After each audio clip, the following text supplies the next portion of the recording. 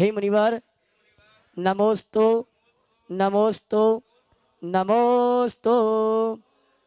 और आइए गुरुवर के आशीर्वाद से हम और आप संघ का समाधान के कार्यक्रम का शुभारंभ करें। उसके पूर्व आपसे कहना चाहूँगा, इस जिनालय के जीर्णोद्धार के पश्चात 13 मंदिर का जो प्राण प्रतिष्ठा जिनालय का पंचकर्णाक प्रतिष्ठा महोत्सव का कार्यक्रम हुआ था, उसमें मूल नायक आदिनाथ भगवान की प्रतिष्ठा भी संपन्न हुई थी और गुरुवर के सानिध्य में वेदी प्रतिष्ठा महामहोत्सव का कार्यक्रम एक दिन में संपन्न हुआ था। ये सौभाग्य यहाँ की समाज को प्राप्त हुआ था और आज दूसरा सौभाग्य और प्राप्त हो रहा है आपको। खातीवाला टैंक दिगंबर जैन मंदिर को सौभाग्य प्राप्त हो रहा है। परम पूज आचार्य भगवंत ने अतिशय क्षेत्र शिरपुर में जो 21 शुल्लक दीक्षा दी थी और एक मुनि दीक्षा दी थी, उसमें से 5 शुल्लक हमारे बीच विराजमान हैं, जिनका दीक्षा दिवस हम और आप मना रहे हैं। आइए चलते हैं हम और आप परम पूज मुनिवर केसी चरण नमन करते हुए, जिन्होंने आज गुणायतन से जुड़ने का अवसर प्राप्त किया है। मैं उनके नामों की घोषणा करूं उसके पूर्व आज हमारे बीच में आरिका रत्न दुर्लभमती माता जी के परिवार से भतीजे भाई उत्तम जी पूरे परिवार के साथ उपस्थित हैं। दुर्ग श्री मैं सम्मान से आमंत्रित करूंगा। परम पूज मुनिवर के श्री चरणों में नमन करते हुए गुरुवंदना का सौभाग्य प्राप्त करेंगे और उनके सम्मान के लिए मैं आवाज दूंगा। श्रीमान हाँ जी, यहाँ के अध्यक्ष महोदय और मंत्री महोदय ये आएंगे, सम्मान का कार्यक्रम संपन्न करेंगे और महिला सम्मान के लिए महिला मंडल की जो पदाधिकारी खातीवाला टैंक की वो आ जाएंगी। महिला सम्मान के लिए जोरदार ताली बजाकर के सम्मान करें, जो कि आरिका रत्न रेवती रेंज में विराजमान है, उनके परिवार के भतीजे बहू हैं। मैं चाहूँगा ऐसे परिवार के लिए आप जोरदार ताली बजाकर इस परिवार का सम्मान करें। और आइए चलते हैं श्रीमान सूत्रधार के रूप में जिन्होंने आज गुणायतन से जुड़ने का अवसर प्राप्त किया है, श्रीमान गोपाल जी, अनीता जी, शुभम जी, भावना जी, शिखर राजस्थान, जिन्होंने आज गुणायतन में सूत्रधार के रूप में जुड़ने का अवसर प्राप्त किया है, हमारी उपस्थित हैं। मैं सम्मान सहित आमंत्रित करूंगा, वे आए परम पूज मुनिवर के श्री चरण वंदन करते हुए वंदना का सौभाग्य प्राप्त करेंगे। श्रीमान गोपाल जी आइए साहब, और इनके सम्मान के लिए मैं आवाज दूंगा हमारे श्रीमान नरेंद्र जी झांझरी और दिलीप जी गोधा, ये दोनों आएंगे जी। सम्माननीय गोपाल जी परिवार का प्रतीक चिन्ह और माल्यार्पण के माध्यम से सम्मान का कार्यक्रम संपन्न करेंगे। मैं चाहूंगा आप जोरदार, झांझरी जी भी आ जाएं साथ में, नरेंद्र जी आ जाइए दिलीप जी के साथ।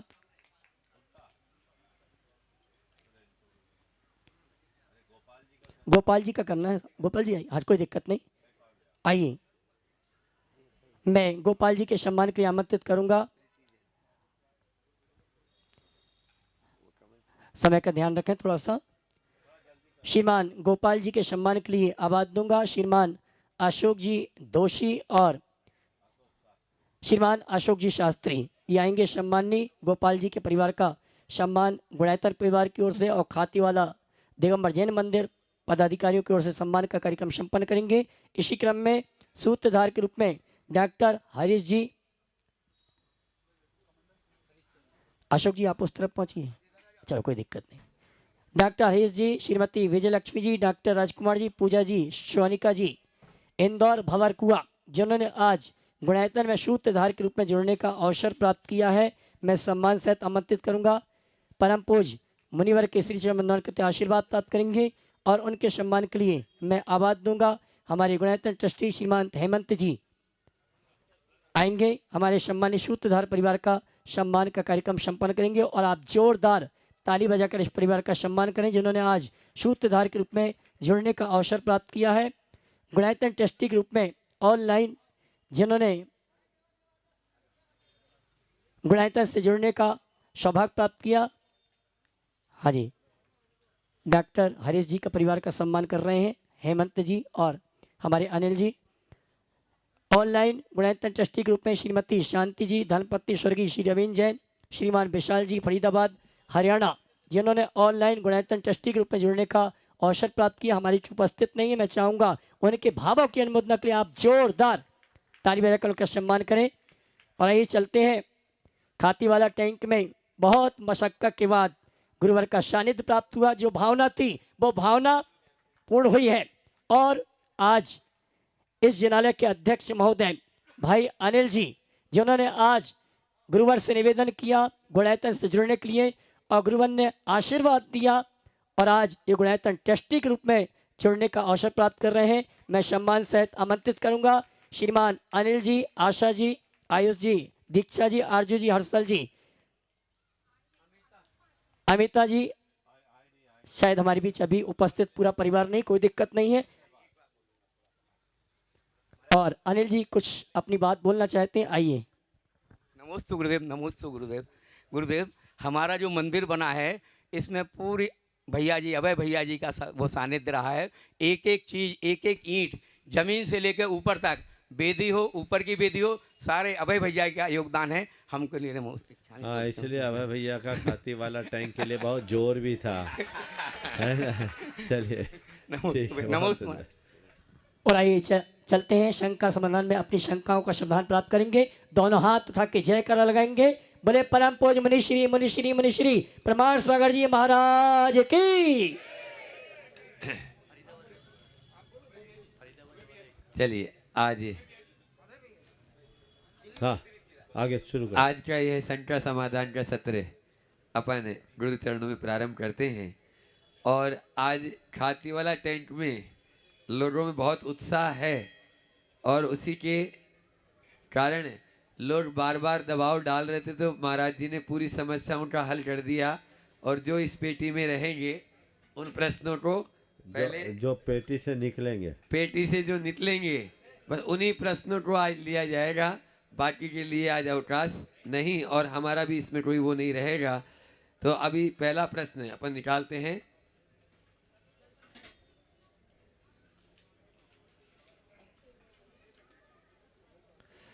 आर्या जैन, सुबी जैन, तेंदुखेड़ा, हाँ देव, वे अपना प्रश्न गुरु चरणों में रखे और उसके बाद मनीषा जैन तैयार रहें। नमोस्तु महाराज श्री। मेरा प्रश्न यह है कि कभी कभी प्रयास करने के बाद भी सफलता प्राप्त नहीं हो पाती है तो निराशा आ जाती है, तो हमें कंसिस्टेंट रहने के लिए और मोटिवेट रहने के लिए क्या करना चाहिए? ये समस्या सबके साथ। सबसे पहले हमें सफलता को व्यापक अर्थ में सोचना चाहिए। हमने जो लक्ष्य बनाया उस लक्ष्य के लिए हमने अपनी ओर से पर्याप्त प्रयास किया, लेकिन हमारा प्रयास जिसे हम पर्याप्त मान रहे हो पर्याप्त हो ये कोई ज़रूरी नहीं। खासकर तुम जैसे छात्रों के साथ जो मुख्य रूप से प्रतियोगी परीक्षाओं में भाग लेते हैं, उनको अपने मनोमस्तिष्क में ये बात अच्छे से बिठा लेना चाहिए कि हम कोई परीक्षा नहीं दे रहे, हम एक प्रतियोगिता दे रहे हैं। परीक्षा में तो आप लोगों को मार्क्स अपने हिसाब से मिल जाते हैं, लेकिन प्रतियोगिता में मार्क्स नहीं लाना है, आपको औरों से आगे निकलना है। वहाँ सीट लिमिटेड है, तो स्वाभाविक है अगर किसी में 100 सीट है तो बाकी सबको तो विफल होना ही है। इससे घबराना नहीं चाहिए। हमें अंतिम अवसर तक अपना प्रयास करना चाहिए। एक बार नहीं तो दूसरी बार, दूसरी बार नहीं तो तीसरी बार, तीसरी बार नहीं तो चौथी बार। जब तक अवसर और अनुकूलता है अपने प्रयास में कोई ढिलाई नहीं करनी चाहिए। हाँ, अवसर समाप्त हो जाए तो फिर हमें नई संभावनाओं को तलाशना चाहिए। नमोस्तु। मनीषा जैन अगला भी मनीषा जैन खाती वाला टेंट। पहला मनीषा जैन इंदौर था। हाँ। महर्षि के चरणों में मेरा त्रैवा नमोस्तु नमोस्तु। छिलक जी के चरणों में इच्छामी। महाराज जी, बचपन में एक चाणक्य जी का वाक्य सुना था कि सीधा वृक्ष और सीधा व्यक्ति सबसे पहले किनार किया जाता है।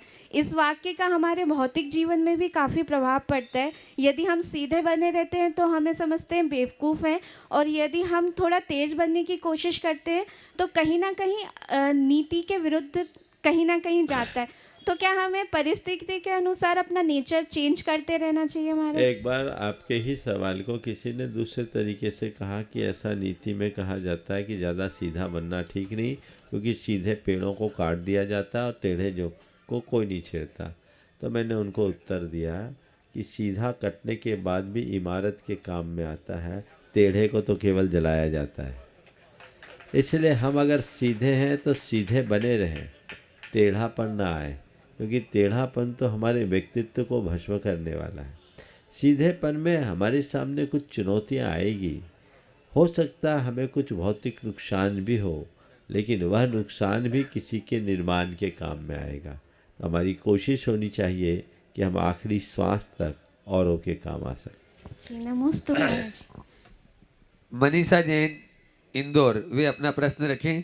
और उसके बाद में आज अपने बीच में अभी डॉक्टर DK जैन, वरिष्ठ ऑर्थोपेडिक सर्जन, यहाँ पर एक हाथी वाला टेंट से वे अपना प्रश्न करेंगे। ओह हाँ, बोलिए। नमोस्तु महाराज जी। अशुभ कर्म के उदय आने पर क्या किया जाए? अशुभ कर्म का उदय आए तो मन में क्षमता रखो और जितना बन सके अपने आप को शुभ में लगाने की कोशिश करें। अशुभ को हम शुभ से ही दूर कर सकते हैं। चलिए। नमोस्तु महाराज जी। डॉक्टर DK जैन साहब अपना प्रश्न कर रहे हैं और उसके बाद में अगला प्रश्न करेंगे विजय श्री जी जैन। नमोस्तु महाराज जी। कहते हैं कि पूत के लक्षण पालने में दिखते हैं, ऐसे क्या लक्षण थे आप में जो और बच्चों से अलग करते थे? एक पेड़ की कहानी तो सुनी है, मगर इसके अलावा भी मैं कुछ और सुनना चाहूँगा कि दूसरे बच्चों से आप कैसे अलग थे?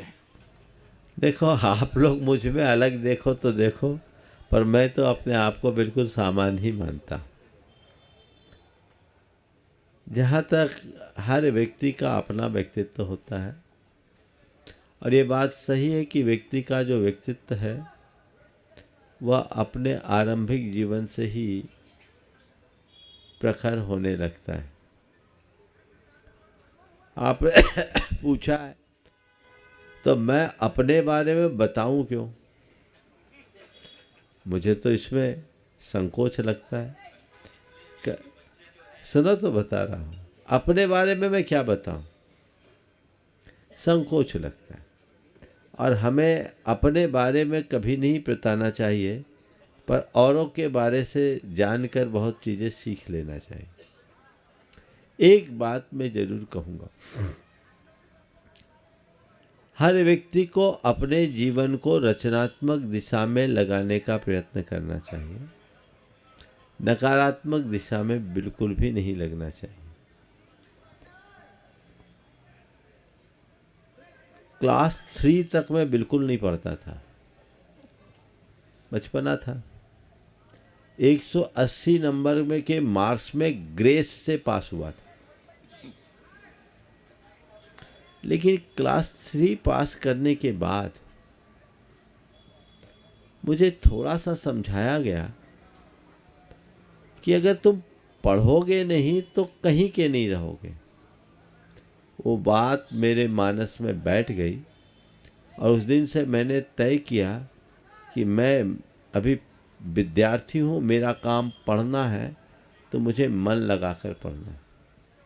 और उसका नतीजा ये निकला कि एक दिन गणित के शिक्षक अनुपस्थित थे और हेडमास्टर साहब क्लास में आए। किसी ने एक क्वेश्चन पूछा और वो हेडमास्टर साहब, मिडिल स्कूल की बात कर रहा हूँ मैं, उस समय मैं क्लास 5th में पढ़ता था, और वो आए तो सबको समझाने के लिए ब्लैक बोर्ड में बनाने लगे उत्तर। उसका आंसर उनसे सही नहीं हो रहा था, कैलकुलेशन में कुछ गड़बड़ी थी, मैं अपनी कॉपी में बना रहा था। मेरा आंसर सही आ गया। मैंने कहा सर ये हमने बना लिया है। उनने देखा, चेक किया, बोला बहुत अच्छा। उनने मेरी पीठ थपथपाई और कहा बेटा ब्लैक बोर्ड में बना के बताओ। ये एक प्रोत्साहन मुझे मिला। अच्छे शिक्षक हर किसी को अच्छा प्रोत्साहन देते हैं। उनकी जगह कोई दूसरा होता तो शायद डांट भी देता, लेकिन लगनशील मनुष्य अपने जीवन में बड़ी उपलब्धियां अर्जित करता है। और फिर वो दिन नहीं रहा जब मैं कभी अपने कोर्स को अधूरा छोड़ा, अच्छे से मन लगा के पढ़ा। नमोस्तु महाराज जी, नमोस्तु। विजय लक्ष्मी डॉक्टर हरीशचंद्र जी जैन, और उसके बाद में आज सीकर्स राजस्थान से गोपाल जी जैन अपने बीच में हैं, वे अपना प्रश्न। गुरुदेव के चरणों में शशत मनम शशत नमन शशत मन। छुल्लक जी के चरणों में इच्छा में गुरुदेव, जैसे छेदों चारित्र होता है मुनियों में, वैसे श्रावकों में भी कभी कोई ऐसा होता है कि यदि प्रतिमा यदि बराबर से ली हुई पालन ना की जाए, नहीं हो सके और बाद में यदि कर सके तो हो सकता है क्या? देखिए, मेरी बस छेदों पर स्थापना चरित्र तो उनके पास नहीं है, पर नहीं, छेदों होता पर है। स्थापना की व्यवस्था है। हाँ, व्यवस्था है, ऐसा होता है। गलती होने पर प्रायश्चित पूर्वक उसका शुद्धिकरण हो सकता है, चाहे गृहस्थ हो या साधु हो। गलतियां करे नहीं और कदाचित गलती हो जाए तो उसकी शुद्धि किए बिना न रहे। ओम। हाँ, गोपाल जी जैन, पूरा परिवार सीकर राजस्थान, पूरे परिवार के साथ में। और उसके बाद में कमल श्री जैन, खाती वाला टेट। चलो, जिनका नाम बोले पहले से खड़े हो जाएं ताकि वहाँ माइक पहुँचा दे दूसरा। हाँ, बोलो गोपाल। नमस्ते महाराज। द्रव्य कर्म, भाव कर्म और नो कर्म को समझाइए। द्रव्य कर्म, भाव कर्म और नो कर्म। देखिए, जो कर्म हमारे उदय में आते हैं वो द्रव्य है। हम हमारे मन में जो कर्मोदय से भाव आते हैं उसको बोलते हैं भाव कर्म, और ये जिससे शरीर आदि की संरचना होती है उसको बोलते हैं नो कर्म। चलिए, बहुत सुंदर। अगला कमल श्री जैन, खाती वाला टेट, वे अपना प्रश्न कर रहे हैं।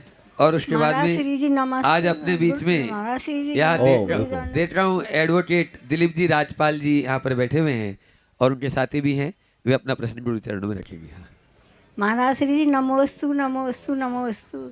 देखो नम इच्छामी इच्छामी इच्छामी। महाराज जी, मेरे को बहुत ज़्यादा तबीयत खराब हो गई थी, भावना योग से मेरे को बहुत फायदा पड़ रहा है, मैं अच्छी हो गई है। बहुत सुंदर, बहुत फायदा। हाँ, आपको क्या हुआ था, आपने कैसे भावना योग किया और कैसे अच्छी हुई, नाम पता सब उल्लेख करते हुए बोलिए। आप बोल पाएंगे? जी हाँ। महाराज जी, ये मेरी मम्मी है कमल श्री जैन और मैं प्रीति जैन। ये इनको है ना बहुत ज़्यादा तकलीफ़ हो गई थी, थायराइड, और इनका ब्लड प्रेशर नीचे नहीं हो रहा था, तो ये 2 कदम एक कमरे से दूसरे कमरे में भी नहीं जा पा रहे थे, इतनी तकलीफ़ थी। जैसे ही मैंने इनसे कहा आप भावना योग करो, डॉक्टर साहब ने इनको हार्ट प्रॉब्लम बता दी थी और एंजियोग्राफी करने तक की नौबत आ गई थी। तो इनने भावना योग किया, उसके बाद कोई भी दवाई नहीं ली और अपने आप 8 दिन में इनको असर हो गया और ये मंदिर स्वयं चल के आने लगी। 2 घर की दूरी है मंदिर की, इतना आराम। और 1 साल से ये दिन में 3 बार भावना योग करती हैं, 33 मिनट का और 54 मिनट्स का, और इनको बहुत आराम है और गोलियां भी इनकी कम हो गई और ना के बराबर हो गई। बहुत सुंदर, बहुत सुंदर। आप पूरी तरह स्वस्थ हैं। बहुत सुंदर, बहुत सुंदर। हाँ, आप अपनी पूरी रिपोर्ट डिटेल बाद में यहाँ उपलब्ध कराइएगा ताकि ये अध्ययन में काम में आएगा। हाँ, डॉक्टर दिलीप जी राजपाल जी अपना प्रश्न गुरु चरणों में रखें। और उसके बाद में श्रीमती उषा बाई जी, नाभिनंदन महिला मंडल से, खाती वाला टेट। मेरा सवाल तो वैसा कुछ भी नहीं है, यह है कि आचार्य श्री से मैं 2-3 बार मुनि श्री से मेरा दर्शन किया मैंने, और मैं बहुत प्रभावित हुआ हूँ कि इंदौर शहर में प्रणाम जी आए और प्रणाम सागर जी और ये पूरा कर रहे हैं। ये बहुत ही अच्छी बात है, बहुत अच्छी बात करते हैं। उनका क्वेश्चन तो जब जयपुर या कहीं थे वहाँ उस समय मैं सुनता था टीवी पे कि क्वेश्चन लोग करते हैं और आप जवाब देते हैं और उससे बहुत से अपने तरीके से जवाब देते हैं और वो लोग संतुष्ट भी होते हैं उनसे जवाब होते हैं। बहुत प्रिय, बहुत सुंदर, बहुत सुंदर। जयपुर थे, उदयपुर या जयपुर थे आप? हाँ, उस समय आप उस समय पूरा देखता था टीवी। बहुत सुंदर, बहुत सुंदर। चलिए, उषा गई थाई, हाँ थाई नाभिनंदन महिला मंडल से। और उसके बाद में वीर निटलंट पत्रिका के संपादक यहाँ पर उपस्थित हैं, वे अपना प्रश्न भी करेंगे और यहाँ पत्रिका महाराज जी को समर्पित भी कर रहे हैं। गुरुदेव के चरणों में शत नमन और शिल्लक जी के चरणों में इच्छामी इच्छामी इच्छामी। हे गुरुवर, मेरा प्रश्न है कि ये मन बड़ा चंचल है, यह बहुत जल्दी विचलित होता है, लेकिन अगर धर्म ज्ञान की बात आती तो ये बहुत स्लो चलता है। तो महाराज जी, मेरा समाधान बताइए कि अपन मन को और ज्ञान को एक साथ कैसे वश में करें। देखिए, मन चंचल है, जल्दी विचलित होता है, मन का स्वभाव है। और जब हम अच्छे काम के लिए आगे बढ़ाते हैं तो वो थोड़ा धीमे चलता है। तो देखिए, धीमे चलता है, तो ये स्वाभाविक है। अच्छे काम में आगे चढ़ना यानी अपना अपलिफ्टमेंट करना, ऊपर चढ़ना, और गलत काम में आना यानी नीचे गिरना। पानी को ऊपर चढ़ाने के लिए मोटर की ज़रूरत होती है और नीचे गिराने के लिए तो केवल ढोलना पड़ता है। तो धर्म के काम में लगना यानी मन को ऊपर चढ़ाना है, तो उसके लिए मोटर चाहिए। समझ गए? तो कौन सी मोटर महाराज? अच्छी प्रेरणा का, अच्छे संकल्पों का, अच्छी भावनाओं का मोटर हो, उससे मोटिवेशन मिले तो मन अपने आप आगे बढ़ेगा। जैसे सत्संग है, स्वाध्याय है, सत्पुरुषों की जीवन गाथाएं हैं, वो सब पढ़ने से हमारे अंदर बदलाव आता है। हाँ, नमोस्तु महाराज जी, नमोस्तु। हाँ, वीर नितलंज पत्रिका के संपादक। नमोस्तु गुरुदेव, नमोस्तु गुरुदेव, नमोस्तु गुरुदेव। वर्तमान परिस्थिति में, और मेरे पिताजी पिछले 25 वर्ष से पत्रकारिता करते हैं, तो कई बार धर्म के हिसाब से तो चीज़ सही लगती है, पर व्यवहारिक पहलू में वो चीज़ अलग दिखती है। तो पत्रकार के हिसाब से हमको बहुत सारी चीज़ें व्यवहारिक पहलू को देख के भी लिखना पड़ती है, तो उसमें क्या दोष लगता है गुरुदेव, और आगे हमारे लिए क्या मार्गदर्शन है? क्योंकि अभी जो विपरीत परिस्थितियों में लिखना पड़ता है तो उसमें बहुत सारा विरोध भी हमको झेलना पड़ता है, जैसे हमारे पिताजी भी झेलते थे, और मैंने अभी कुछ लिखा है गुरुदेव, तो मुझे भी बहुत सारा विरोध समाज में झेलना पड़ रहा है, तो उसमें कृपया मार्गदर्शन दें। देखिए, पत्रकार है, पत्रकार लिखने में स्वतंत्र है, अभिव्यक्ति की स्वतंत्रता होती है, वो लिख सकते हैं। लेकिन मैं एक सलाह दूंगा, हमें वही बातें लिखनी चाहिए जिससे सकारात्मकता फैले। आज के समय में प्रायः नकारात्मकता का बहुत तेज़ी से प्रसार दिखता है, और लोग ऐसी आधारहीन बातें प्रसारित करते हैं। जब से सोशल मीडिया आया, उसमें औचित्य विहीन बातों को प्रसारित करने से अल्टीमेटली धर्म, संस्कृति, राष्ट्र या समाज सबको भारी क्षति पहुंचती। आज भी कई ऐसे न्यूज़ चैनल हैं, आजकल तो चाहे जो अपना चैनल बना लेता है, और उनके माध्यम से जो बातें प्रस्तुत की जाती है, परोसी जाती है, वो ऐसी आधारहीन बातें, औचित्य विहीन बातें हैं जिसे सार्वजनिक कर दी जाती है। उसे क्या मिलेगा? और पत्रकारिता में एक पत्रकार को कोई भी बात प्रस्तुत करने से पूर्व अगर इस तरह की कोई बातें हैं और समाज में जागरूकता के लिए अपेक्षित है, तो उसे तथ्यात्मक तरीके से पहले छानबीन करना चाहिए, समझना चाहिए, और उसे तटस्थ भाव से लिखना चाहिए, पूर्वाग्रह से ग्रसित होकर नहीं। यदि कोई बात है तो हर घटना के दो पहलू होते हैं, दोनों पहलुओं पर व्यापकता से विचार करें और निष्पक्ष राय प्रकट करें। पर आजकल ऐसे पत्रकार बहुत कम है, इसीलिए आजकल तो पत्रकारिता और मीडिया पर भी एक अलग आरोप लगने लगा है। तो ये जो चीज़ें हैं, ये पूरे के पूरे समाज के लिए हितकारक नहीं है। मैं सभी से ये कहूँगा, और ख़ासकर धार्मिक मामले में कोई भी टिप्पणी, ये हमें देखकर करना चाहिए कि हमारी टिप्पणी से हमारे लिए पाप का बंध तो नहीं हो रहा है। कई बार हम अपनी आधी अधूरी जानकारी के आधार पर, अथवा हमें जितनी जानकारी दी गई तथ्यों के छानबीन के अभाव में, ऐसी बातों को प्रसारित कर देते हैं, प्रकाशित कर देते हैं, जो समाज में क्षोभ उत्पन्न करता है अथवा हमारी धर्म की प्रतिष्ठा को आघात पहुंचाता है। ये चीज़ें ठीक नहीं। अभी पिछले लगभग 4-5 वर्षों में ऐसा बहुत हुआ। प्रिंट मीडिया तो आज के समय में नकाराई जैसा हो गया, सामाजिक, लेकिन जो सोशल मीडिया में व्हाट्सएप आदि के माध्यम से, फेसबुक, इंस्टाग्राम आदि के माध्यम से जिस तरह की बातें लोगों ने लिखी, इससे हमें बड़ा नुकसान हुआ। खासकर समेत शिखर जी के मुद्दे पे हमने उसका अनुभव किया। मैं उसकी चर्चा भी यहाँ करना पसंद नहीं करता। तो कई चीज़ें ऐसी होती हैं जो सार्वजनिक नहीं होना चाहिए, उसे भी लोग विभिन्न मंचों में सार्वजनिक कर देते हैं और उसका खामियाजा काउंटर रिएक्शन के रूप में देखने को मिलता है। और जब काउंटर रिएक्शन होता है तो मामला बिगड़ जाता है। अभी भी कुछ मुद्दे पर कोई भी व्यक्ति कोई भी बयान और कोई भी राय अपनी प्रकट कर देते हैं, तो इससे क्या होता है? उनके लिखने से कुछ नहीं होता।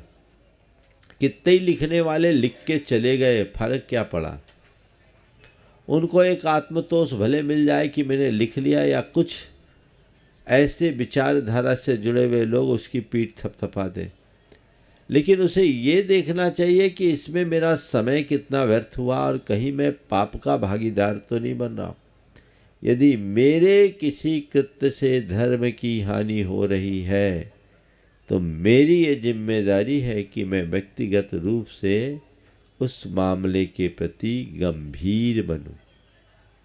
मैं ये नहीं कहता कि महाराज ऐसे नज़रअंदाज करने लगेंगे तो मामला तो बिगड़ जाएगा। मैं ये कहता हूँ कि सोशल मीडिया में लिखना मात्र किसी का समाधान नहीं है। क्या अच्छा हो यदि किसी व्यक्ति से जुड़ी कोई बात हो तो उस व्यक्ति से व्यक्तिगत स्तर पर बात करके उसे सुधारा जाए। यहाँ संभावना है सुधार की। और मीडिया में उछाल लेने से क्या होगा? कुछ नहीं होगा। खूब उछाला जाता है, जिसके बारे में जिसको बोलना है बोलता रहता है, कोई फर्क नहीं पड़ता। लिखने वाले लिखते हैं, पढ़ने वाले पढ़ते हैं, और आज के समय में तो बिना पढ़े फॉरवर्ड करते हैं। समय ही नहीं है, बिना पढ़े ही फॉरवर्ड करते हैं। और लोग हैं, एक दो वाक्यों में कहूँगा, हम सुगंध फैलाने की आदत डालें, धुआं उड़ाने की आदत से बाज आए। बस ये सूत्र ले लें, सारी बातें अच्छी हो जाएगी। बहुत सुंदर। हाँ, कर लीजिए। हाँ, अगला सवाल। अपने बीच में आज जो गुणायतन से संस्थापक सदस्य ट्रस्टी के रूप में जुड़े हैं, ऐसे श्री अनिल जी जैन, आशा जी जैन, आयुष जी जैन, दीक्षा जी, आरजू, हर्षल जैन, इंदौर, जोरदार ताली से उनका सम्मान करें। और जो यहाँ के कर्मठ कार्यकर्ता तो है ही, और अध्यक्ष भी के पूरे संघ को लाने में बार बार बहुत लगे रहे, ऐसे अनिल भाई के लिए आप लोग जोरदार ताली बजाएं। और इनके सम्मान के लिए अशोक जी रानी दोषी, शिरोमणि संरक्षक और दिलीप जी डोदा और राजेश जी जैन टीकमगढ़, शिरोमणि संरक्षक, तीनों ही शिरोमणि संरक्षक आ जाए गुणायतन के। और वे आज जो नए संस्थापक सदस्य ट्रस्टी के रूप में जुड़े हैं, उनका स्वागत अभिनंदन कर रहे हैं।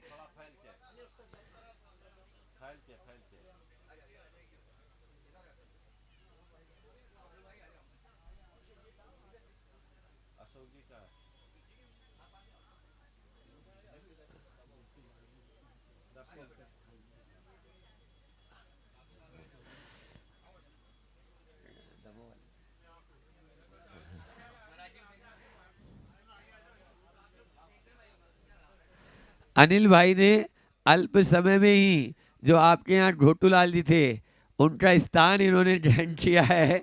और बहुत ही आज लोग भी बता रहे थे कि महाराज जी हर कार्य मंदिर में कर्मठ और जुझारू रूप से आज ये गुणायतन से भी पूर्ण रूप से जुड़ रहे हैं। ऐसे अनिल भाई के लिए एक बार फिर से पूरे परिवार के लिए जोरदार ताली बजा दीजिए आप।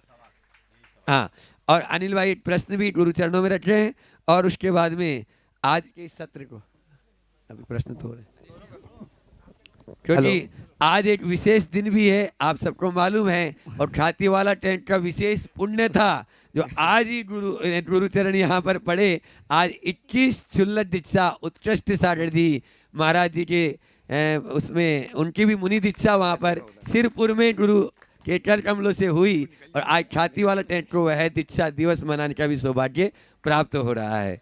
नमोस्तु। बोलो परमार्थ सागर जी महाराज की जय। बोलो संधान सागर जी महाराज की जय। मुनि संघ की जय। नमोस्तु गुरुदेव, नमोस्तु गुरुदेव, नमोस्तु। मेरा प्रश्न है गुरुदेव, मेरा प्रश्न है कि जो ज्ञानी व्यक्ति, धार्मिक व्यक्ति होता है, और वो उसको इतनी कसाई होती है, वो अपने उसमें अपने आप में तो गलत करता ही है, वो जो सामने वाला कुछ करता है उसको भी गलत समझता है और उसके लिए वो इधर उधर उल्टी सीधी बातें करके उसको दोषी ठहराता है। तो उसका क्या समाधान है गुरुदेव? देखो, अगर धार्मिक या कथित रूप से ज्ञानी कहलाने वाले लोग कषाय करते हैं तो वो सच्चे अर्थों में अज्ञानी है, अब वो धर्मी है ही नहीं। तो हम चाहेंगे कि सभी धार्मिकों को ये चाहिए कि मेरी क्रिया का नाम धर्म नहीं है, परिणामों के सुधार का नाम ही धर्म है, इस बात को गांठ में बांधे और धर्मी होने पर कषायों को कम करे, बल्कि कषायों को कम करना ही अपना धर्म समझे। ये तो उनसे कहूँगा। लेकिन यदि कोई व्यक्ति धर्मी है और उसकी कषायें हो भी, तो हमें चाहिए हम उसके प्रति सकारात्मक रहें और ये सोचें कि ये हमसे अच्छी क्रियाएं तो कर रहा है, हो सकता है ये क्रियाएं हमसे अच्छी कर रहा है, हो सकता है उसकी क्रियाओं में हमारे द्वारा कोई खलल पड़ने से ऐसा हो। नमोस्तु। ये भी तो होगा। नमोस्तु। एक बार ऐसा कहा किसी ने कि महाराज हमारे घर में हमारी माँ व्रती है, 16 करती है, पर थोड़ी थोड़ी बातों में गुस्सा करती है। तो मैंने कहा ये बताओ, तुम्हारी घर में रखी हुई कोई अच्छी चीज़, कोई धरोहर तुम्हारी हो और उसको कोई छेड़े तो तुमको गुस्सा आएगा कि नहीं? बोले गुस्सा क्या आएगा महाराज, मैं तो ठोक दूंगा। घर में कोई धरोहर रखी है और उसको कोई डिस्टर्ब करेगा तो हम तो महाराज गुस्सा आएगा। हमने कहा देखो, एक कोई व्रती है और उसकी क्रियाओं में, उसके व्रतों के अनुपालन में यदि घर के लोग असहयोग करें या व्यवधान डालें तो व्रत तो उनके जीवन की बड़ी निधि है, उसमें उनको नुकसान होगा, क्षति पहुंचेगी, तो गुस्सा आएगा ना? आएगा। हमारे ये भी तो देखो, तुम उनके गुस्से को मत देखो, उनके व्रतों को देखो और अपने आप को ऐसे तैयार करो कि हम उनके व्रतों के पालन में सहायक न हो तो कोई बात नहीं, बाधक न बने। यदि ऐसा सकारात्मक दृष्टिकोण बना के रखें तो रास्ता ठीक होगा। बोल लीजिए, कर लो। पूज्य गुरुदेव के चरणों में बारंबार नमोस्तु नमोस्तु। संगान सागर महाराज जी को नमोस्तु। चुल्लक जी, अलग जी को इच्छामी इच्छामी। महाराज जी, कहा जाता है कि भक्ति से मुक्ति मिलती है, भक्ति से मुक्ति मिलती है, लेकिन जब अपन भगवान की भक्ति करते हैं तो कभी कभी पारिवारिक और सांसारिक उसमें स्वार्थ आ जाता है। तो जो हम भक्ति कर रहे हैं मुक्ति के लिए, तो फिर उसमें संतुलन कैसे बैठता है? हमको क्या पता चलता है कि हमारी भक्ति कट गई अभी संसार परिवार के लिए, कि आगे प्रभाव में मिलेगा कुछ? देखिए, बहुत अच्छी बात आपने की। भक्ति मुक्ति का आधार है, लेकिन हम भक्ति करते करते भुक्ति की चाह करने लगते हैं, मुक्ति कौन हो जाती? इसमें कमी भक्ति की नहीं है, इसमें कमी भक्ति की नहीं, भक्ति करने वालों की। अगर हम अपने संस्कारों को सबल बना लें तो हमारे मन में भौतिक आकांक्षाएं आएगी नहीं।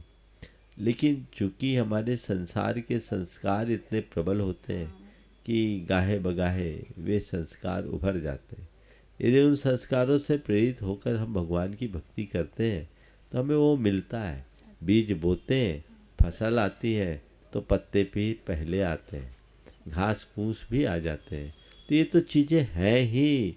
भक्ति से निश्रेयस और अभ्युदय दोनों की उपलब्धि होती है, इसलिए दोनों को ध्यान में रखना चाहिए। चुल्लक महाराज जी तक माइक पहुँचे, उससे पहले अपने बीच में ढूंढाए थे ट्रस्टी कमल जी अग्रवाल। हाँ, कमल जी अग्रवाल। कमल जी अग्रवाल अपना प्रश्न गुरु चरणों में रखें और हाँ, इसके बाद इनको फिर छोड़ोगे। परम पद मुनिराज प्रमाण सागर जी महाराज के चरणों में बारंबार नमस्तु। संधान सागर जी महाराज के चरणों में बारंबार नमस्तु। छुल्लक जी के चरणों में इच्छामी। हे गुरुदेव, मेरा प्रश्न ये है, कुछ लोग कहते हैं कि हम चतुर्थ काल के मुनि परमेष्ठी को ही पहचानते हैं, उन्हीं को जानते हैं, उन्हीं को मानते हैं, पंचम काल के मुनिराजों से हमारा कोई संबंध नहीं है। तो इन दोनों में क्या अंतर, ऐसा क्या है जो वो ऐसी बातें करते हैं? तो उन्हीं से पूछो, उनसे ये सवाल करो कि भैया तुम चतुर्थ काल के मुनि को पहचानते हो, अच्छी बात है, तुम हो कौन ये और बता दो। तुम चतुर्थ काल वाले हो या पंचम काल वाले? अगर तुम खुद पंचम काल वाले हो और चतुर्थ काल की पहचान करना चाहोगे तो न भूतो न भविष्यति। और ऐसा वे ही लोग कहते हैं जिन्होंने धर्म को ठीक तरीके समझा नहीं, ठीक तरीके से जिया नहीं। हमें तो आचार्य कुंद पंचम काल में ही मिले, वर्तमान का पूरा मार्ग पंचम काल में ही मिला। और उन्होंने कहा अद्य भी तिरियन शुद्धा अप्पा झाऊन लह दीनतम लोयंती देवत्तम तत्वचुदा निबुद्धिम जंती। आज भी रत्नत्र से शुद्ध मुनिराज अपनी आत्मा का ध्यान करके वे इंद्रत्व को प्राप्त करते हैं, लोकांतिक पने को प्राप्त करते हैं, देवत्व को प्राप्त करते हैं और वहाँ से च्युत होकर मोक्ष जाते हैं। मार्ग तो पंचम काल के अंत में भी चलेगा, अंत तक चलेगा। भगवान ने ये तो नहीं बोला कि धर्म मेरे साथ गया तो भूल जाए, उन्होंने मुनि धर्म भी बताया ना। तो ये चीज़ें केवल बहाना है, ऐसा वे ही लोग बोलते हैं जो धर्म को ठीक तरीके से समझे नहीं या समझना नहीं चाहते। हमें ऐसे लोगों की बातों को कतई तवज्जो नहीं देना। आज अपने बीच में छत्रपति संभाजी नगर से डॉक्टर अनिल जी जैन यहाँ पर उपस्थित हैं, जो जिन रिफ्लॉक्सोलॉजिस्ट भी हैं वे अपनी बात भी रखेंगे। संक्षेप में रख देना ताकि और सबको भी नंबर आ जाए, और अपना प्रश्न भी गुरु चरणों में रखेंगे। और चाहूँगा कि यहाँ के अध्यक्ष मंत्री जी उनका सम्मान भी यहाँ पर कर देंगे। आप लोग जोरदार तालियों से उनका स्वागत करें, वो अपनी बात रख रहे हैं। आज व्यक्ति विभिन्न प्रकार की बीमारियों से ग्रसित होता है, तो वर्तमान में ऐसी कोई निर्विध चिकित्सा पद्धति नहीं है जो हमारे ऑपरेशन को टाल सके। लेकिन हमने 33 सालों से ऐसे रिसर्च किया है, अनुसंधान किया है, जिस अनुसंधान के माध्यम से कोई भी व्यक्ति डॉक्टर के पास जाता है ना तो डॉक्टर को पूछता है कि आपको क्या तकलीफ है, लेकिन जिन रिफ्लेक्सोलॉजी वर्ल्ड की एकमात्र ऐसी चिकित्सा पद्धति है जिस चिकित्सा पद्धति में कोई भी पेशेंट अगर चिकित्सक के पास जाता है एक भी सवाल नहीं पूछता है कि आपको क्या तकलीफ है, बल्कि उसकी जांच करने के बाद उसको चिकित्सक बताता है कि आपको क्या प्रॉब्लम्स है। इतना परफेक्ट डायग्नोसिस वर्ल्ड में रोग निदान करने वाली एकमात्र चिकित्सा पद्धति है आयुर्वेद। संक्षेप में हो गया इनकी मैं इनकी बात बता दूं। इन्होंने एक्यूप्रेशर और एक्यूपंक्चर पद्धति पर नया रिसर्च किया, इनकी एक पुस्तक भी है और इसमें इन्होंने खुद कई पॉइंट्स डेवलप किए हैं। निश्चित इनकी ये प्रक्रिया सराहनीय है, ये अलग से प्रशिक्षण भी लोगों को देते हैं। हम ऐसे व्यक्ति का, चूँकि ये मूल हमारी प्राचीन विधा को प्रोत्साहित कर रहे हैं, इनका हार्दिक अभिनंदन करना चाहिए। और ये जो चीज़ें हैं, जितनी भी हमारे यहाँ अल्टरनेटिव चिकित्साएं हैं, वे अपने अपने अर्थ में कारगर है, लेकिन हमें हर चिकित्सा को उसकी सीमा के साथ ही स्वीकारना चाहिए। चलिए आगे। हाँ, मुस्कान बाटलीवाल वे अपना प्रश्न गुरु चरणों में रखें, शीघ्रता से माइक वहाँ तक पहुँचाएं। और उसके बाद में युवा कार्यकर्ता आपके छाती वाला ही टेंट का, वो भी अनिल भाई के साथ बरोबर लगा रहा और प्रतिदिन ही चातुर्मास में जिन्होंने बहुत सहयोग किया, गौरव भाई जड़ा टोटा, वे भी अपना प्रश्न गुरु चरणों में रखेंगे, पूरे परिवार के साथ में उपस्थित हुए। दीजिए, बोलिए। हाँ, नमोस्तु महाराज जी। आज के समय में नए साल का जश्न मनाने के लिए ज़्यादातर युवा अपने परिवार और दोस्तों के साथ पार्टियों में शामिल होते हैं। हम ये जानना चाहते हैं कि जो ये 3 दिन का भावना योग का अनुभव होगा वो हमारे जीवन में, स्पेशली यंगस्टर्स में, कैसे एक सकारात्मक बदलाव ला सकता है और हम किस तरीके से अपने अंतरात्मा को समझकर हम सेल्फ ग्रोथ में काम कर सकते हैं। तो हाउ भावना योग will help all the youngsters। बहुत सुंदर। देखिए, ये बात बहुत ही अच्छी है कि आने वाले 30, 31 और 1 तारीख को गोमटगिरी में एक विशिष्ट आयोजन होने जा रहा है।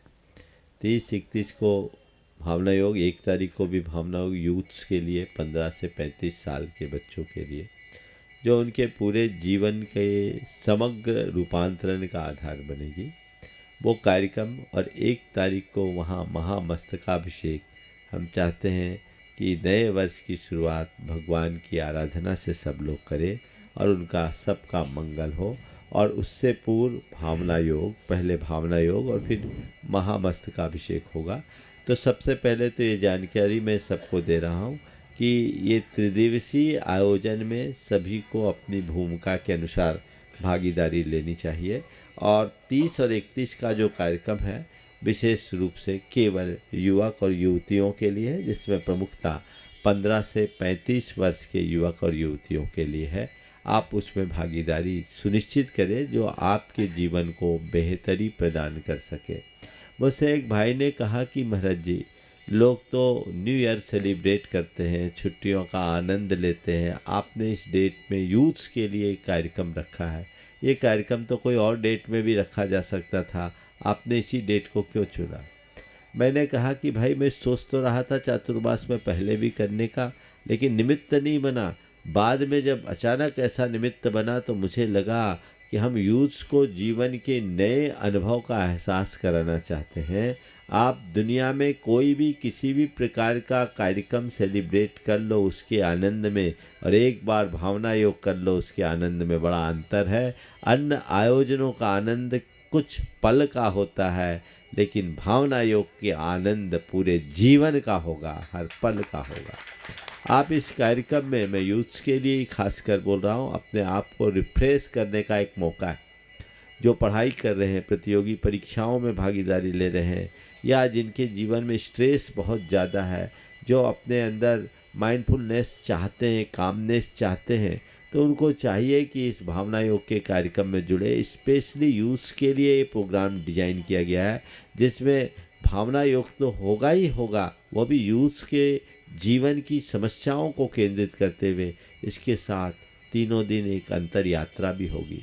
वो अंतर यात्रा जिसमें आपके साथ संवाद हो सके और अपने भीतर जुड़ करके अपने जीवन को अंदर से परिवर्तित कर सके।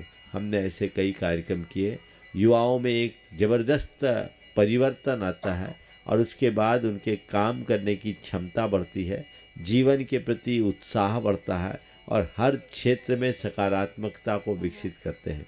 तो मैं तो यही कहूँगा, मौज मज़ा तो 2 पल का है, लेकिन ये इस तरह के कार्यक्रम हमें आध्यात्मिक रूप से सशक्त बनाने वाले कार्यक्रम हैं, जो हमारे संपूर्ण जीवन में व्यापक बदलाव घटित करते हैं। इसलिए हमें ऐसे कार्यक्रमों में किसी भी प्रकार की ढिलाई नहीं करनी चाहिए। और 15 से 35 साल के युवक युवतियों को, जिसको भी समय है, ये सोचे 3 दिन हम गुरुदेव के साथ रहेंगे और देखिए आपके जीवन में उसका क्या चमत्कार होता है। नमोस्तु महाराज। गौरव जी जैन, खाती वाला टेंट नहीं उपस्थित है, नहीं चला गया। चलिए अपन चलते हैं। 2 वर्ष पूर्व जिन 21 युवा साथियों ने आचार्य श्री जी के चरणों में संसार की सारी सुख सुविधाओं को छोड़कर अपने आप को समर्पित कर दिया, ऐसे उनमें से 5 रत्न यहाँ पर हैं गुरु चरणों में। और उनमें से सुबह जो हमारी सुबहता को बढ़ाएं, ऐसे बाद में सुबह सागर जी महाराज, छुल्लक सुबह सागर जी महाराज, जिनका आज दूसरा दीक्षा दिवस है। तीनों यहाँ 3 महाराज जी हैं, अभी 2 महाराज जी उधर हैं, तो तीनों महाराज जी अपना प्रश्न करेंगे। सुबह सागर जी महाराज अपना प्रश्न माइक हाँ, और उसके बाद में अपन चिद्रूप सागर जी महाराज। ओ पूज्य महाराज श्री के श्री चरणों में बारंबार नमोस्तु नमोस्तु नमोस्तु। महाराज श्री, आगम में दिए हुए सिद्धांत और नियमों पर अडिग किस प्रकार से रहा जाए, क्योंकि आज ऐसे भी लोग कह रहे हैं कि आगम के सिद्धांत और नियमों में समय के अनुसार परिवर्तन होना चाहिए। तो महाराज श्री, इसमें अपन दृढ़ता कैसे बनाए? नमस्ते। बहुत अच्छा। पहले तो मैं कहूँगा कि आज से 2 वर्ष पूर्व परम पूज्य गुरुदेव के कर कमलों से इन्हें मंत्र के संस्कार मिले और ये सब आज क्षुल्लक के रूप में हमारे पास हैं। 21 क्षुल्लक जी और उत्कृष्ट सागर जी, एक मुनि महाराज, ये 22 दीक्षाएं सिरपुर में गुरुदेव के कर कमलों से हुई। वो अंतिम दीक्षा है जो गुरुदेव की अंतिम निशानी के रूप में हम सब के साथ जुड़े हुए हैं। जब इन लोगों को हमारे पास भेजा गया था तो गुरुदेव का यही संदेश था, मैं भेज रहा हूँ, अच्छे से रखना, इनको पालो पोषो और आगे बढ़ाओ। हमने इनके निर्वाह में अपनी ओर से कोई कमी तो नहीं रखी और ये लोग भी बहुत अच्छे से अपना निर्वाह कर रहे हैं और बड़े लगन और अनुशासन के साथ अपनी साधना में रत हैं, लग रहे हैं, बहुत अच्छी बात है। ये आगे बढ़े, अब तो बस इनके आगे बढ़ने की ही बारी है। और मैं मुझे लगता है कि बहुत जल्दी इनके आगे की भी रूपरेखा बन जाएगी। अब जो सवाल है कि हम अपनी चर्या और क्रिया में आगम प्रतिपादित बातों के साथ कितना समझौता करें। देखिए, मूल में कोई समझौता नहीं होना चाहिए, उत्तर में थोड़ा बहुत समझौता हो सकता है। हमारे यहाँ कहा गया मूल गुण में कोई कॉम्प्रोमाइज़ नहीं, उत्तर गुण ना पालो तो भी चलेगा। समझिए, उत्तर गुण है। आप उपवास ना करो तो चलेगा, पर दूसरे टाइम पानी मांगो तो नहीं चलेगा। ये आगम है। बस इसी लाइन को चलना चाहिए, पकड़ना चाहिए कि हम अपने मूल को ना भूलें। मूल को भूलेंगे तो सर्वस्व नष्ट हो जाएगा। इसलिए प्रत्येक साधक को मूल को सामने रखकर चलना चाहिए। हाँ, जो अपनी चेतना के वास्तविक स्वरूप को प्राप्त करने के लिए अपने कदम बढ़ा चुके हैं, ऐसे चिद्रूप सागर जी महाराज जी। पूज्य मुनित्रय के चरणों में बारंबार नमस्तु। जब 2 वर्ष पूर्व आचार्य भगवान के कर कमलों से दीक्षा प्राप्त हुई, उसके उपरांत आचार्य भगवान ने कहा कि आप सबको इस तरह से साधना करनी है कि इस भाव में आपको इस तरह की साधना करनी है कि आपका एक भाव मात्र शेष रहे और आपको मुक्ति की प्राप्ति हो जाए। हो सकता है आचार्य भगवान ने यही हम लोग के बारे में सोचा और पूज्य मुनिवर के चरणों में हम सबका सौभाग्य था कि पूज्य मुनिवर के चरणों में भेजा, ताकि हम इस तरह की साधना और शिक्षा प्राप्त कर सकें कि हमारा एक भाव शेष रह जाए और हमको मुक्ति की प्राप्ति हो। महाराज जी, कई बार इस पंक्ति पर जब चिंतन करते हैं तो ऐसा लगता है कि संसारी प्राणी ने पूर्व भवों में भी कई बार शुद्ध आत्मा की प्राप्ति का पुरुषार्थ किया होगा और कई बार संयम भी धारण किया होगा, लेकिन ऐसी कौन सी कमी रह जाती है कि मुक्ति प्राप्त नहीं हो पाती, और इस भाव में हम क्या ध्यान रखें कि वो कमी दूर हो जाए और मुक्ति के लिए एक ही भाव मात्र शेष रह जाए। कृपया समाधान करने की कृपा करें। नमोस्तु महाराज। बहुत अच्छा भाव प्रकट किया है। हमारे साथ कई बार ऐसा होता है कि अच्छे अवसर आते हैं, हम आगे भी बढ़ते हैं, लेकिन थोड़ी सी चूक में वापस नीचे ले आती। हमारा जीवन सांप सीढ़ी जैसा खेल है। कई बार तो 99 में पहुंच करके भी वापस 3 पे आ जाना पड़ता है। तो ये कहानी होती है। हमारे भावों में थोड़ी भी शिथिलता आती है तो हमारे जीवन को बिगाड़ देता है। शास्त्रीय आधार पर यदि मैं बात करूं तो ऐसा लिखा है कि एक उत्कृष्ट मुनि जो मुनि जीवन को धारण कर आत्मध्यान में लीन हुए और वीतरागता को प्राप्त कर लिए, अपने मोह को दबा दिए और 2 बार उपशम श्रेणी लगातार चढ़ गए अंतर मुहूर्त के अंतराल से, यानी कुछ ही पलों में। आम शब्दों में बोलूं तो विशुद्धि और वीतरागता के शीर्ष पर पहुंच चुके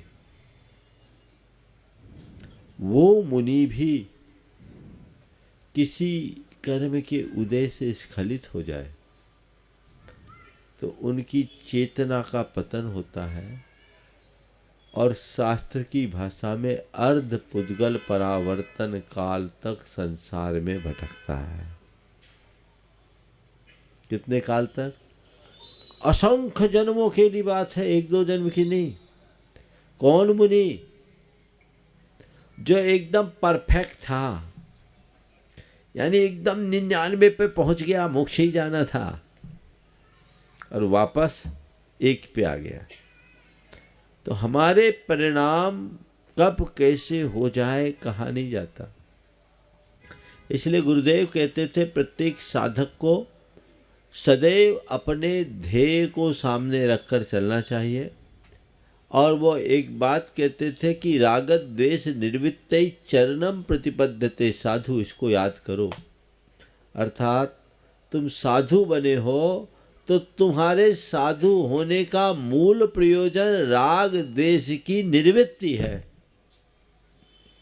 अगर राग द्वेष की पुष्टि हो गई तो तुम गए, तो हमें अपने अंदर की इस राग द्वेष की मनोवृत्ति को उत्तरोत्तर घटाने का प्रयत्न करना चाहिए, उसके प्रति जागरूकता होनी चाहिए, क्योंकि थोड़ी सी शिथिलता हमें कहीं भी परेशान कर सकती है। हाँ। और संघ के वरिष्ठ जो छुल्लक जी हैं, आदर सागर जी महाराज, वे अपना प्रश्न गुरु चरणों में रखे हैं, और उसके बाद में मैं देख रहा हूँ सामने सागर के विधायक शैलेंद्र जी जैन साहब। बोलिए संत शिरोमणि आचार्य भगवान श्री विद्यासागर जी महामुनिराज की, परंपराचार्य श्री समय सागर जी महाराज की, शिक्षा गुरु परम उपकारी परम पूज मुनि श्री प्रमाण सागर जी महाराज की, परम पूज मुनि श्री निर्विवेक सागर जी संधान सागर जी महाराज की। अपने प्रश्न के पूर्व महाराज जी, पूज मुनि निसीम सागर जी की एक हाइकू ध्यान आ रही है, जो शब्द उनके हैं पर भाव हम पांचों छुल्लक जी के हैं। एक जन्म दे एक दूध पिलाए, दोनों ही माँ हैं। तो ऐसे ही गुरुवर आप सबके चरणों में कोटि से नमोस्तु। मेरा प्रश्न है महाराज जी, हम 21 छुल्लक जी में से एक छुल्लक जी जागृत सागर जी हैं, जिन्होंने ब्रह्मचारी अवस्था में आचार्य श्री से निवेदन किया था दीक्षा के लिए। आचार्य श्री ने कहा जाओ पहले सीए करो, और सीए भी हिंदी से करो। वो गए, सीए किया, वापस गुरु चरणों में आए और दीक्षा का निवेदन किया। उनका इतना पुण्य था कि उनकी दीक्षा हो गई। गुरु जी, प्रश्न यह है, जब आचार्य श्री जी को उनको दीक्षा देनी ही थी तो सीए क्यों कराया? दूसरा, आज बच्चे पढ़ना चाहते हैं और पढ़ना भी चाहिए, कोई हाई डिग्री कर रहा है, कोई इंजीनियरिंग आदि एमबीए कर रहे हैं, बहुत अच्छा है, और बच्चियां भी कर रही हैं, ये भी बहुत अच्छा है, पर इनके पढ़ाई का क्या उद्देश्य होना चाहिए, ये आपसे जानना चाहते हैं। नमोस्तु भगवान। देखिए, बहुत अच्छी बात है। आचार्य श्री ने किसी को सीए कराया और उसके पीछे दीक्षा रोकी, और सीए करने के बाद दीक्षा दी। ऊपरी तौर पर तो ये लगता है कि सीए बनने में बड़ा संसाधन लगता है। उन्हें अगर सीए किया है तो फिर सीए की प्रैक्टिस करनी चाहिए, ताकि देश समाज का परिवार का हित हो। और जब दीक्षा ही लेनी थी तो सीए करने की ज़रूरत क्या है?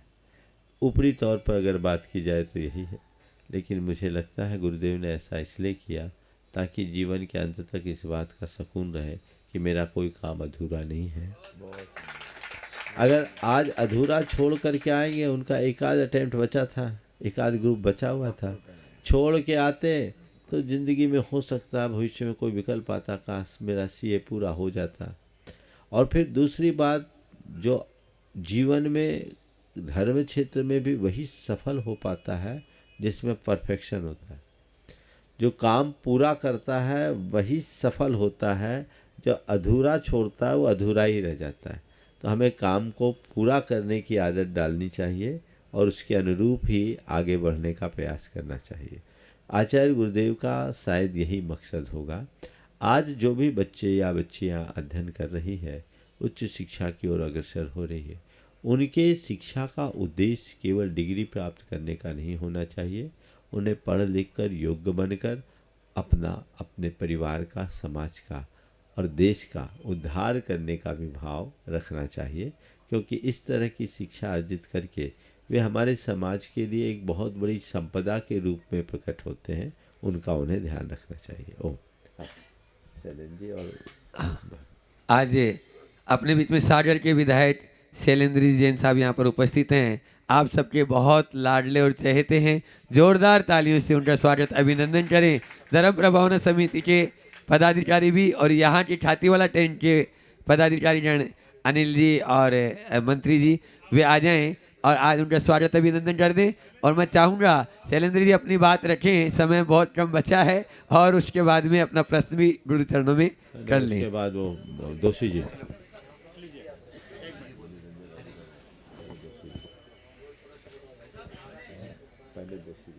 हाँ, तब तक स्वागत, अब दोषी जी भी तैयार है, तो दोषी जी भी अपनी बात गुरु चरणों में रखेंगे। हाँ, पहले शैलेंद्र जी। बोलिए आचार्य, बोलिए मुनि श्री 108 प्रमाण सागर जी महाराज की, मुनि संघ की। महाराज श्री, संयोग की बात है कि आज मैं यहाँ आया और मुझे आपके दर्शन लाभ प्राप्त करने का अवसर मिला है, और कोई तैयारी नहीं है, लेकिन एक यक्ष प्रश्न ज़रूर जहन में घूमता है। आपने अनेक लोगों ने उड़ता पंजाब करके जो फिल्म बनी थी वो देखी होगी, लेकिन ये उड़ता पंजाब से पंजाब तक सीमित नहीं है महाराज श्री। उड़ता पंजाब हर शहर में, हर प्रदेश में दिखाई देने लग गया है। इंदौर के विषय में आज से 15-20 साल पहले जब मैं पढ़ाई करने यहाँ आता था, तब ध्यान में आता था कि कुछ जगहों पे ये नशे की चीज़ें जो हैं पान की दुकानों पे और कहीं ऐसे ऐसे बिकती हैं। अभी सागर में ध्यान में आया महाराज श्री, इतनी सारी घटनाएं हो रही हैं जिस शहर का मैं प्रतिनिधित्व करता हूं, और ये पूरी की पूरी एक नहीं, आने वाली अनेक पीढ़ियों का भविष्य नष्ट करने का एक पूरी साजिश है। ऐसे समय अभिभावकों को, जनप्रतिनिधियों को और प्रशासन को, शासन को क्या करना चाहिए, क्या नीति अपनाना चाहिए महाराज श्री? आप कृपया मुझे मार्गदर्शन। बहुत सुंदर, बहुत ही गंभीर और संवेदनशील मुद्दा आपने आज यहाँ उठाया है। पहले तो मैं चाहूँगा एक बार शैलेंद्र भाई का जोरदार अभिनंदन करें। ये एक राजनीतिक व्यक्ति तो है ही, पर उसके साथ साथ एक धर्मनिष्ठ श्रावक भी है। हमें ऐसे व्यक्ति का सदैव सत्कार करना चाहिए और प्रोत्साहन देना चाहिए। आपने जो बात कही उड़ता पंजाब, मुझे तो नहीं मालूम, आज आप पहली बार सुना, पर आपकी बातों से अर्थ मैं समझ गया। इतना सुना था कि पंजाब में ड्रग एडिक्शन बहुत है, लेकिन अब उड़ता भारत बन गया है। और ये एक ऐसी समस्या है जिसको एक प्रश्न के उत्तर मात्र से समाधान नहीं हो सकता। इसके लिए मेरी दृष्टि में 4 उपाय करना चाहिए। सबसे पहला काम कि हम घर परिवार में ऐसा वातावरण बनाएं कि बच्चों को अपने जीवन के प्रति जागरूकता है। दूसरी बात, स्कूली शिक्षा में प्राइमरी से लेकर मिडिल क्लास तक बच्चों के दिल दिमाग में ऐसा घोंट दें कि नशे का नाम भी वो पसंद न करें। ऐसा पाठ्यक्रम होना चाहिए और दृश्य श्रव्य माध्यम से बच्चों के जेहन में बात बिठा देनी चाहिए कि वो नशा का नाम लेना भी भूल जाए, नींव मजबूत करे। तीसरी बात, शासन और प्रशासन को कुछ ऐसी नीतियां बनानी चाहिए जिससे नशा मुक्ति के अभियान को प्रोत्साहन मिले। और चौथी बात, उन सब पर तत्काल प्रतिबंध करना चाहिए जो हमारे जितने बड़े बड़े सेलिब्रिटी हैं, वो जो नशे का विज्ञापन करते हैं, नशे का प्रचार करते हैं और फिल्मों में खुल्लम खुल्ला नशा का जो चलन आ गया है, इसे रोकना चाहिए। हमारी युवा पीढ़ी उसके कारण प्रेरित होती है। ये सरकार को चाहिए, इसको आप ऊपर तक पहुंचाइए। ये चारों बातें आज अपनाएंगे तो 20 साल बाद बदलाव दिखेगा। आज करेंगे तो 20 साल बाद, और आज नहीं करते तो 20 साल बाद तक तो सब सत्यानाश हो जाएगा। फिर हमारे पास कुछ नहीं बचेगा। भारत में आज युवाओं की सबसे बड़ी संख्या है और बहुत बड़ी ताकत है, लेकिन ये ताकत अगर खोखली हो जाएगी तो पूरा देश खोखला हो जाएगा। हमें देश को अंदर से मजबूत करना है तो इनके प्रति गंभीरता से विचार करना चाहिए और ऐसी ही नीतियां बनानी चाहिए। दूसरी, मुनि संघ के चरणों में सत सत वंदन। छुल्लक जी को इच्छा में महाराज श्री, बड़ी दुखद समाचार है कि आगरा के श्री नरेंद्र लाल जी बेनारा, जो बहुत ही सहज सरल समता भाव से जिन्होंने अपना जीवन जिया है, पूरा जीवन सादगी भरा है, पर उनकी बेनारा परिवार की एक विशेषता रही है कि जो भी उनके संपर्क में आया उनको अध्यात्म, तो पूरा परिवार धार्मिक था ही, लेकिन उन्होंने जो भी संपर्क में आया उसको भी धर्म क्षेत्र में आगे बढ़ाया है। तो मैं चाहता हूँ कि आप थोड़ा उनके परिवार को देखिए, अवसर आया, आज ही सुबह ही मेरे पास समाचार आया और जब वो अपनी अंतिम स्थिति में थे तभी मेरे पास संदेश आया और मैंने अपना संबोधन भी उन्हें दिया और उन्होंने मेरे संबोधन को बहुत अच्छे से सुना। आज से 3 दिन पूर्व मैंने उनको सारे नियम त्याग भी दिला दिए थे और वो उनने अपना एक प्रकार से उत्कृष्ट कार्य कर लिया है।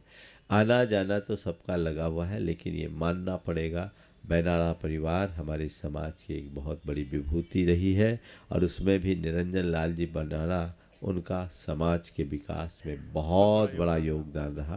वे बड़े सहज सरल और समता के धनी थे, बड़े शांत स्वभावी, मृदुभाषी। ये उनकी कई विशेषताएं थी। धर्म के, संस्कृति के, समाज की रक्षा और विकास में इस परिवार का बहुत बड़ा योगदान है। आज वो इस दुनिया से गए, मैं मानता हूँ चले गए, पर इतना लगता है कि वे एक अच्छी पारी पूरी करके गए हैं। आना जाना सबके साथ लगा है, कोई रुक नहीं सकता। मैं पूरे परिवार से कहूँगा कि संकट की इस घड़ी में धैर्य रखें और ऐसी घटना को शोक का निमित्त बनाने की जगह बैराग का निमित्त बनाने की कोशिश करें। बेनाड़ा परिवार में अभी हमारे बीच पन्ना लाल जी, हीरा लाल जी दो परिवार हैं। ये दोनों हीरा पन्ना है। हमें उम्मीद है कि ये बेनाड़ा परिवार के उसी आदर्श और गौरव को सुरक्षित रखते हुए आगे बढ़ाएंगे और समाज को सही मार्गदर्शन देते रहेंगे। और मैं भावना भाता हूँ, और भावना क्या, मुझे तो विश्वास ही है कि निरंजन लाल जी सही जगह गए होंगे, पर भावना ये भाता हूँ जहाँ गए वह इसी तरह धर्म में रत रहते हुए अपने जीवन को पूरा करे और शीघ्र आवागमन के चक्र से मुक्त होकर आगे बढ़ सके। सभी को मेरा आशीर्वाद है। हाँ, महाराज श्री दीक्षा दिवस है तो एक लाइन में बोलूँगा कि 21 दीक्षा हुई है और आचार्य श्री ने 5 को भेजा, यानी 5 पांडव और आप हो श्री कृष्ण। तो श्री कृष्ण ने उनको युद्ध क्षेत्र पे जिताया था महाभारत के, लेकिन आप इनको अध्यात्म क्षेत्र में जिताएंगे और आपके सानिध्य में इनकी पुनः दीक्षा होकर ये मुनिराज बनेंगे, ऐसी मेरी भावना है। बहुत सुंदर। चलिए, ओम बोलिए परम पूज्य आचार्य गुरुवर श्री विद्यासागर महाराज।